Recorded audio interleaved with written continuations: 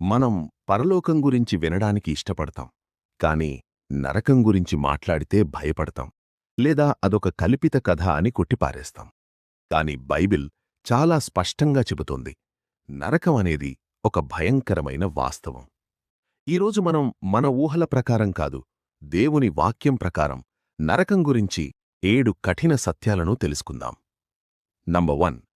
ప్రస్తుతానికి నరకంలో ఎవరూ లేరు. మనం అనుకున్నట్లుగా నరకం ఇప్పుడే నిండిపోలేదు. ప్రకటన 21:13-14 ప్రకారం అంతిమ తీర్పు తర్వాతే అగ్నిగుండం ప్రారంభమవుతుంది. ప్రస్తుతం మరణించిన అవిశ్వాసులు హేడీస్ లేదా పాతాళం అనే తాత్కాలిక వేదనగల ప్రదేశంలో ఉన్నారు. అంటే వారు తీర్పు తీర్చబడక ముందే శిక్షను అనుభవిస్తున్నారు, కాని అది అంతిమ స్థలం కాదు. నంబర్ 2. నరకం అంతిమ గమ్యం. లూకా 16వ అధ్యాయంలో ధనవంతుడు మరియు లాజరు కథను యేసు చెప్పారు. అక్కడ ధనవంతుడు పాతాళంలో వేదన పడుతూ కనీసం తన నాలుకను తడుపుకోవడానికి ఒక చుక్క నీటి కోసం అడుక్కున్నాడు. ఆ పాతాళమే రేపు అగ్నిగుండంలో పడవేయబడుతుంది. అది నిత్యమైన వేదనకు నాంది. నంబర్ 3. పాపాన్ని బట్టి శిక్షలో వ్యత్యాసం. దేవుడు న్యాయవంతుడు.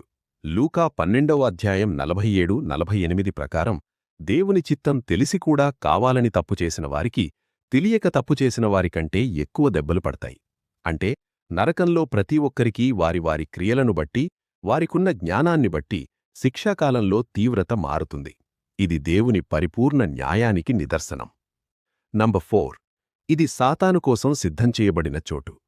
మత్తయి 25:41లో యేసు ఇలా అన్నారు: శపించబడిన వారులారా, అపవాదికిని వాని దూతలకును సిద్ధపరచబడిన నిత్యాగ్నిలోనికి వెళ్ళుడి.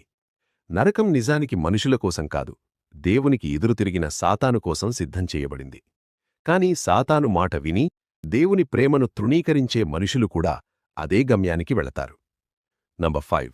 నరకం ఒక నిత్యత్వ శిక్ష. నరకం అంటే ఒకసారి వెళ్ళి వచ్చే జైలు కాదు. అక్కడ పురుగు చావదు, అగ్ని ఆరిపోదు. మార్కు 9:48. అక్కడ చీకటి మాత్రమే ఉంటుంది, నిరంతరం వేదన ఉంటుంది. దేవుని వెలుగుకు ప్రేమకు సంపూర్ణంగా దూరమైపోయే చోటదే.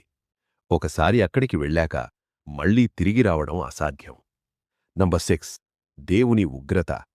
చాలామంది ప్రేమమయుడైన దేవుడు నరకానికి ఎలా పంపిస్తాడు అని అడుగుతారు.